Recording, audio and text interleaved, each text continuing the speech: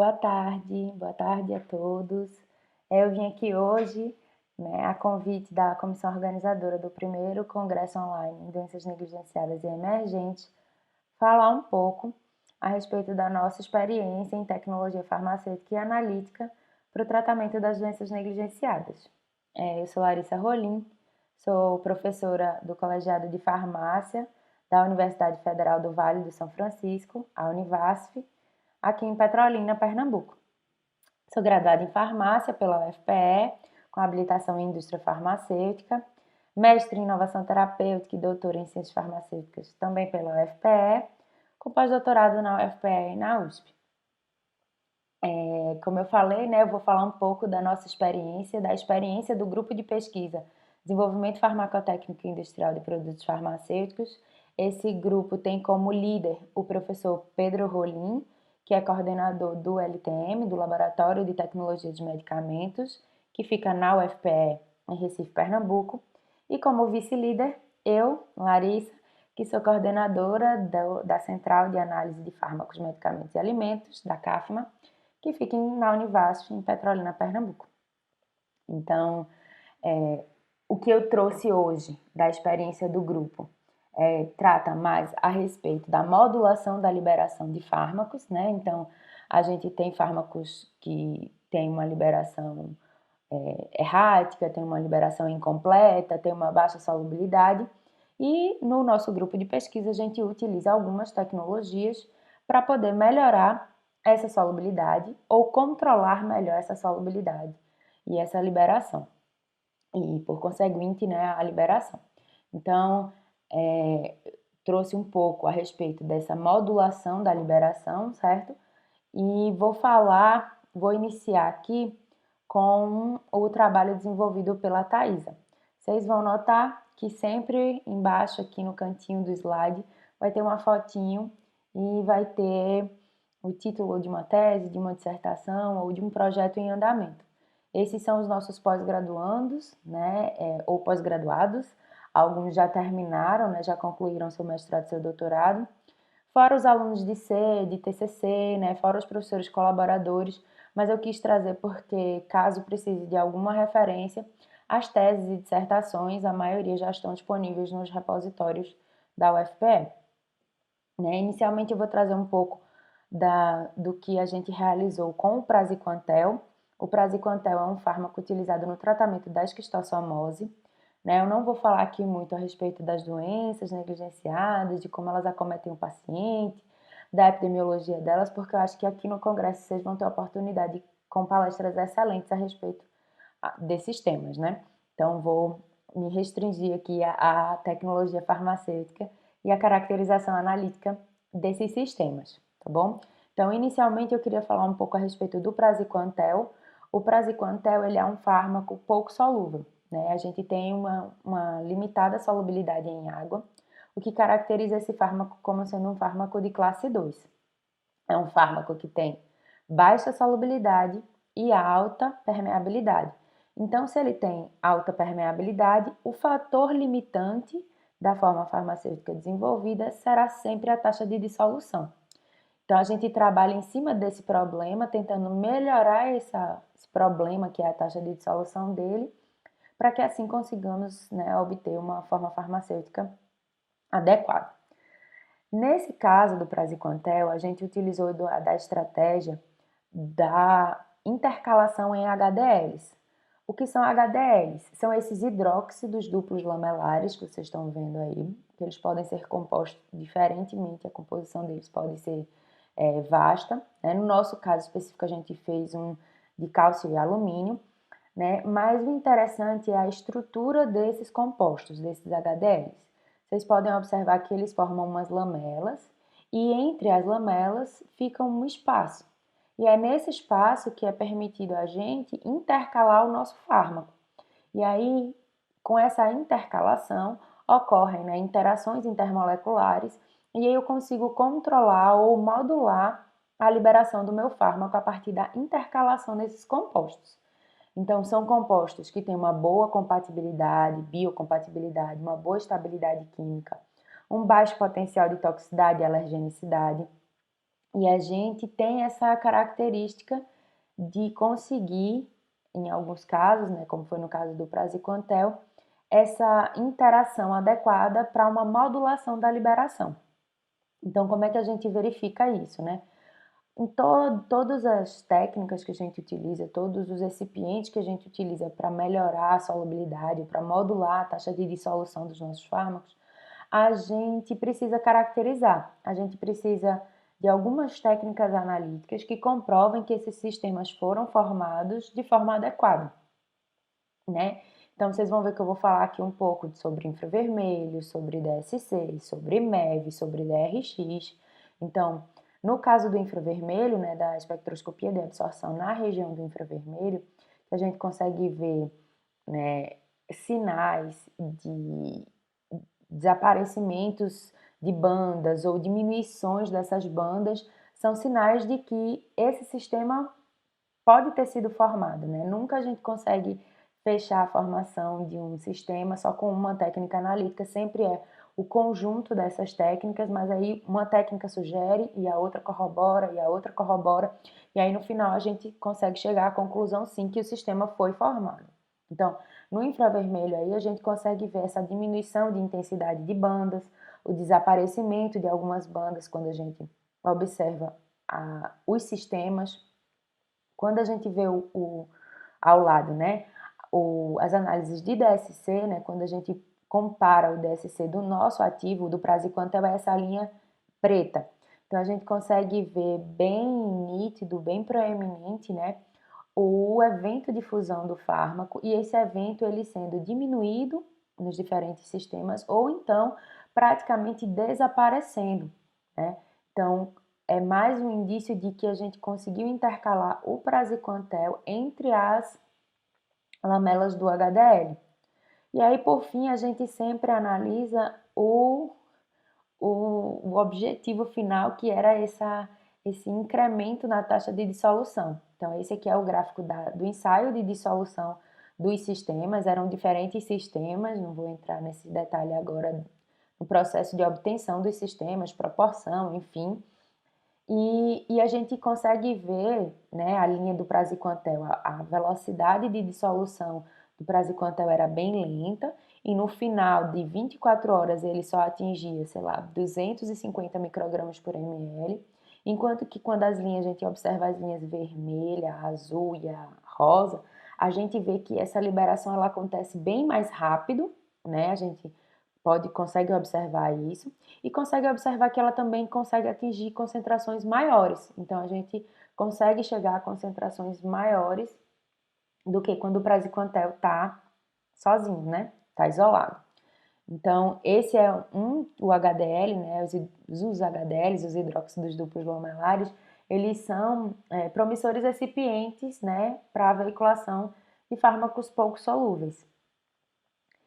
E aí, juntando agora duas técnicas que a gente utiliza, né?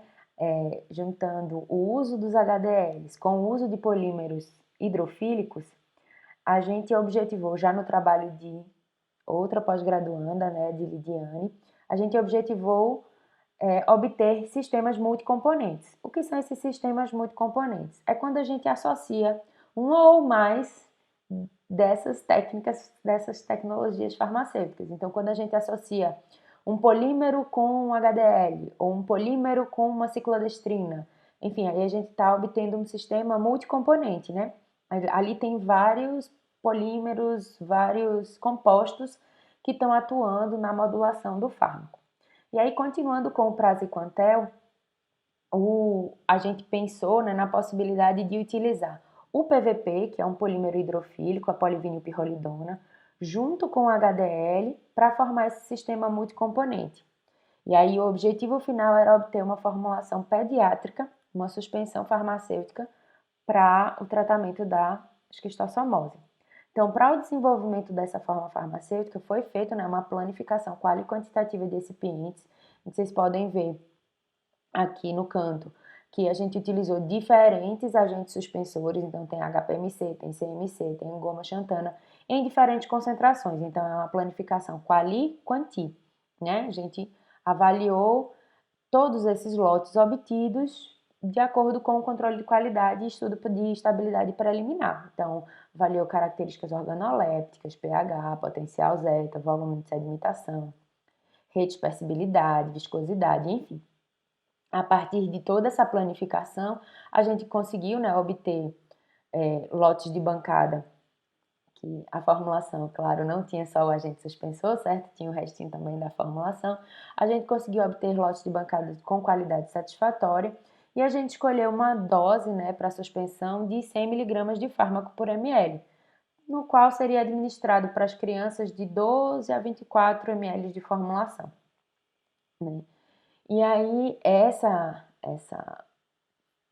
forma farmacêutica era uma forma farmacêutica líquida, né? E aí pensamos também, por que não fazer uma forma farmacêutica sólida?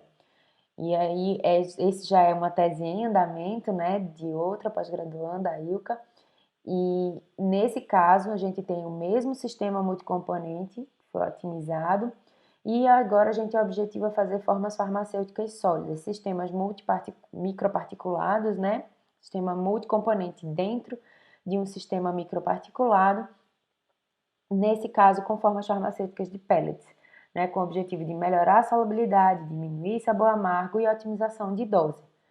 E seria a versão sólida, né, a forma farmacêutica sólida do trabalho anterior. E ainda na ideia das formas farmacêuticas pediátricas com praziquantel, surgiram alguns estudos falando de uma molécula chamada epiisopilopturina. A epiisopilopturina, ela é um resíduo, né? Esse trabalho já é também é uma tese em andamento da Laísa, é um resíduo da extração da pilocarpina. Então, quando a gente extrai a pilocarpina, a gente gera algumas moléculas, né? Entre elas a EPI, que a gente viu que em alguns estudos também citam a ação sinérgica entre o praziquantel e a EPI para o tratamento da esquistossomose. Então, isso melhoraria a resistência que já existe, né, ao praziquantel e possibilita a diminuição de dose. E aí, nesse caso, o objetivo do doutorado da Laísa é associar esses dois fármacos numa única forma farmacêutica, a EPI e o praziquantel. Como eu falei, a EPI ela é um resíduo da extração da pilocarpina, ela tem algumas atividades citadas na literatura, como esquistossomicida, leishmanicida, anti-inflamatória, mas ela também tem um problema de solubilidade, igual o praziquantel. Então, aqui já foi o estudo, né, a tese de doutorado da Cibele, em que a Cibele objetivou fazer um complexo de inclusão da EPI. Então, a EPI tem baixa solubilidade e essa baixa solubilidade gera uma dissolução, né, lenta, errática, uma série de problemas no desenvolvimento de uma forma farmacêutica. Nesse caso, a gente utilizou das ciclodestrinas, que especificamente nesse caso foi a beta-ciclodestrina, mas as ciclodestrinas são oligosacarídeos, né, que eles se organizam nessa forma de um cone. Não está dando para ver muito bem o cone porque as imagens não são as ideais, mas dá para ver que ele tem um interior, né, e um exterior, e que a molécula, que é essa coloridinha aí verde, azul e vermelha, ela fica no interior da ciclodestrina. Então, a ciclodestrina ela tem uma característica que é possuir essa cavidade hidrofóbica e esse exterior hidrofílico. Então, os fármacos, né, como é o caso da EPI, da epiisopilopturina, ela é hidrofóbica, tem uma baixa solubilidade em água, e aí ela tem afinidade pelo interior da ciclodestrina. Então, vocês podem ver aí, ela fica complexada na ciclodestrina, e através dessas interações intermoleculares, né, a gente consegue veicular a EPI e assim melhorar a sua solubilidade. Como eu falei anteriormente, a gente ia discutir um pouco a respeito das técnicas analíticas, né? Aqui eu trago novamente o DSC, mostrando o evento de fusão da EPI, que é o primeiro gráfico lá embaixo, e como nos sistemas esse evento ele é diminuído, né? Ou quase desaparece. Então, a gente é mais uma técnica que vem sugerir a formação do complexo, né? Sugere que realmente a EPI conseguiu ficar no interior da cavidade da beta-ciclodestrina. Ao lado a gente tem a difração de raio-x, né, esses difratogramas, em que a gente pode ver a característica da EPI sendo um cristal, né, sendo uma estrutura cristalina, né, com ângulos de difração bem definidos. E quando a gente vai para o complexo, a gente vê características mais amorfas desses sistemas. Então, a gente consegue ver uma perda da cristalinidade.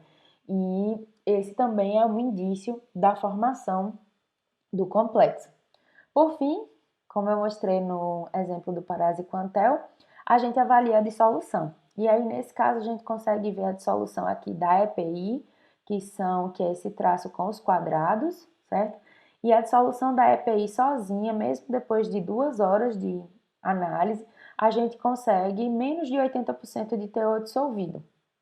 Enquanto que, quando a gente vai avaliar os complexos, que são aquelas linhas que estão mais para cima, né, ali, a gente consegue observar mais de 90% de teor dissolvido já nos primeiros 15, 20 minutos, né? Então, a gente observa o incremento na taxa de dissolução, né? A velocidade da dissolução dela aumentou bastante. O que eu demorava 120 minutos para conseguir, sei lá, 80% de teor dissolvido, né, de percentual de EPI dissolvido, em 20 minutos eu consigo o mesmo valor, porque agora ela está complexada nessa ciclodestrina.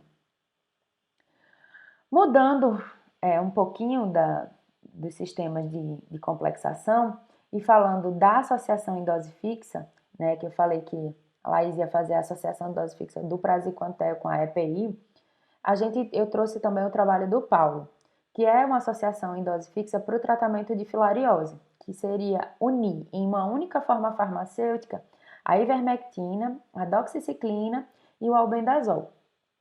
Então, também uma das linhas de pesquisa que a gente trabalha, que é objetivando fornecer uma alternativa terapêutica para o tratamento de algumas doenças e melhorar a adesão ao tratamento, principalmente desses pacientes que tomam uma série de medicamentos e muitas vezes isso é uma dificuldade para eles. Então, nesse caso, a gente objetivou obter um comprimido, então era um comprimido que conseguisse unir esses 3 ativos em uma única forma farmacêutica e as dificuldades que a gente tem nesse tipo de tecnologia é conseguir a compatibilidade entre esses insumos, né? O título aí da tabela está insumo farmacêutico ativo. Então, a ivermectina, a doxiciclina e o albendazol. Inicialmente a gente fez misturas binárias para depois fazer a mistura ternária dos 3 juntos, né? E avaliar essa compatibilidade dos 3 para saber se a gente conseguiria colocar os 3 na mesma forma farmacêutica. E assim foi possível ser feito, né? Os teores dissolvidos de cada um dos fármacos foi avaliado e obteve-se, né, 3 lotes aprovados, foram feitos alguns lotes de bancada.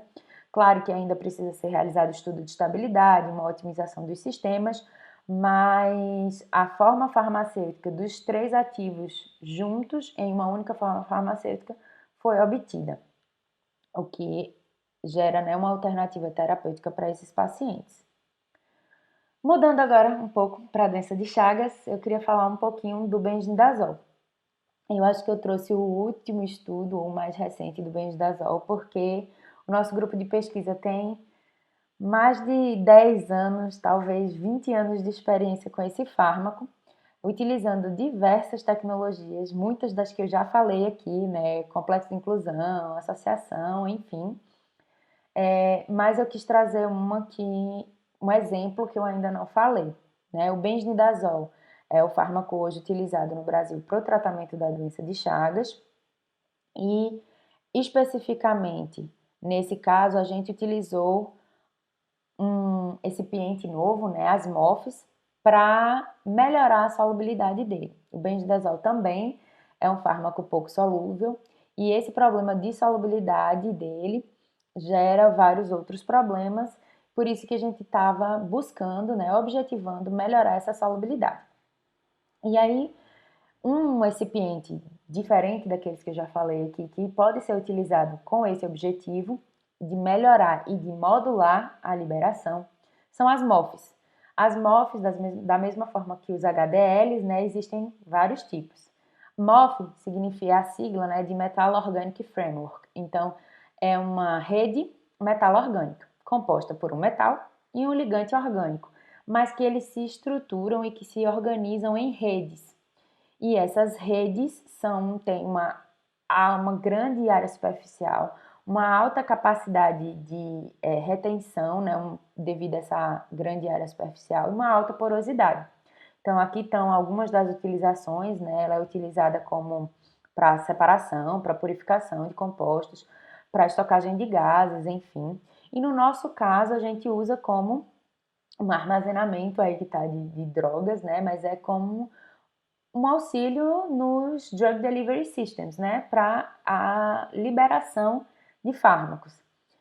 Como eu falei, existem uma série, né, de MOFs, a gente utiliza mais a ZIF-8. A ZIF-8 é uma MOF que é composta de zinco e 2-metilimidazol, né, então o orgânico é o 2-metilimidazol e o metal é o zinco, né, formando essa rede. Que aí vocês conseguem ver que a rede formada ficam uns poros, uns vazios, né, uns buracos mesmo, que são nesses buracos que a gente, né, consegue vetorizar os fármacos, a gente consegue colocar os nossos fármacos para que eles sejam liberados. Então a ideia é essa, é utilizar um composto que tem uma grande área superficial, uma estrutura altamente porosa, uma boa estabilidade térmica, aquosa, frente a aquecimento, enfim, e consegue aportar uma grande quantidade de fármaco. E nesse caso das MOFs e do sistema, né, benzidazole MOF, a gente conseguiu uma liberação diferente de acordo com o pH. A gente conseguiu obter um Drug Delivery System, né, um DDS, pH dependente. Então, esse gráfico aqui é o resultado do ensaio de liberação. E vocês podem ver, esse ensaio de liberação já era do sistema, certo? A diferença da linha vermelha para a linha preta é o pH, que foi realizado o teste. E vocês podem ver que num pH 7,6, que é próximo ao pH sanguíneo, a gente tem uma liberação mais controlada, uma liberação mais lenta do fármaco. Enquanto que no pH próximo a 5, né, um pH de 4,5, que é o pH justamente das células infectadas pelo T-cruzi, a gente tem uma liberação mais rápida. Então, o fármaco é liberado de forma mais rápida. Então, a gente conseguiu obter esse sistema pH dependente, né, com esses recipientes, as MOFs, no caso específico, a ZIF-8. Por fim, né, eu acho que já falei algumas tecnologias farmacêuticas, por fim, eu queria falar um pouquinho das nanopartículas, e especificamente do projeto de tese da Mila, que são nanopartículas para terapia contra a leishmaniose. Então, nesse caso, a Mila objetiva desenvolver e caracterizar nanopartículas lipídicas para encapsulação de antimoniato de meglumina e a obtenção de formas farmacêuticas para a terapia contra a leishmania. Como eu falei, aqui está um FTIR, um DRX, porque a gente a gente executa, né, essa caracterização, tanto para os fármacos e para os recipientes isolados, quanto para os sistemas já desenvolvidos, né? Então, só para ilustrar. Eu falei algumas vezes aqui sobre o DSC, né? E aqui está mais um exemplo de como ele pode ser utilizado para avaliar a compatibilidade do nosso ativo frente aos recipientes que a gente está propondo usar na nossa formulação. Então, nesse caso aqui, vocês podem ver a linha azul, eu acho, no primeiro gráfico, é do antimoniato de meglumina e no outro a vermelhinha. Mas a gente utilizou essa técnica para poder avaliar a compatibilidade frente ao compritol, a migliol, ao dinazan, ao ácido oleico e verificar se a gente poderia ou não estar utilizando esses compostos no desenvolvimento da nossa formulação. Então, é uma possibilidade que a gente tem de realizar essa caracterização térmica e inferir na nossa pré-formulação, né? E ter um estudo de pré-formulação mais bem delineado, bem determinado. Eu achei interessante trazer esse slide também para mostrar que, além desses testes de compatibilidade, de avaliação quali-quantitativa para pré-formulação, a gente também faz um planejamento experimental desses compostos, dos prováveis recipientes para as nossas formulações, de acordo com alguma característica específica. Por exemplo, nesse caso, o índice de polidispersão era uma característica fundamental. E aí a gente avaliou o índice de polidispersão frente à proporção dos lipídios e o tempo de sonicação, que já é uma característica do processo, né, de obtenção. E a proporção, né, dos lipídios na formulação. Então, a utilização desse planejamento experimental é de fundamental importância para que a gente não execute, né, 50 lotes de bancada diferente para poder, na base da tentativa e do erro, achar a melhor formulação. Então, a gente também executa esse planejamento experimental no processo do desenvolvimento das formas farmacêuticas, das formulações, sejam elas das formas farmacêuticas clássicas ou dos sistemas nano e microparticulados. Enfim, eu espero ter falado aqui, ter explicado um pouquinho a respeito da nossa experiência, né, com diferentes sistemas de liberação de fármacos, né, diferentes drug delivery systems. Então, tem a parte das dispersões sólidas, eu não abordei muito, mas eu mostrei um pouco ali com os multicomponentes, os sistemas multicomponentes em si, em que a gente vai misturando diversos recipientes ali dentro e diversas formas de liberação para poder chegar na liberação, né, requerida.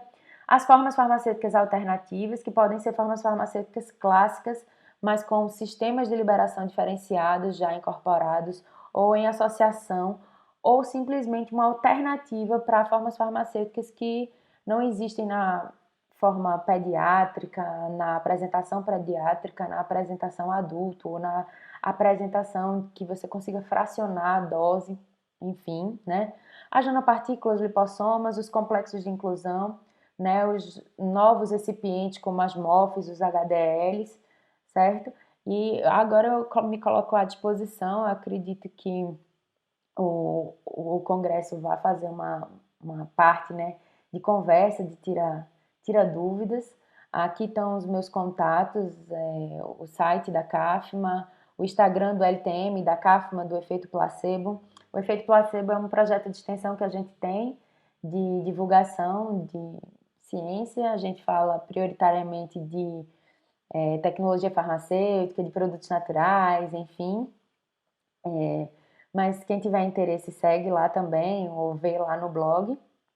Né? Essa aqui é a foto do nosso grupo de pesquisa. Agradeço mais uma vez a participação do grupo de pesquisa, né? Sem todo esse pessoal aí nessa animação que a gente está morrendo de saudade dessa aglomeração, mas sem todo esse pessoal nada poderia ser feito, né? E obrigada, esse é o meu contato, meu e-mail, e me coloco à disposição agora para perguntas ou dúvidas, e quem quiser também pode entrar em contato, tá bom?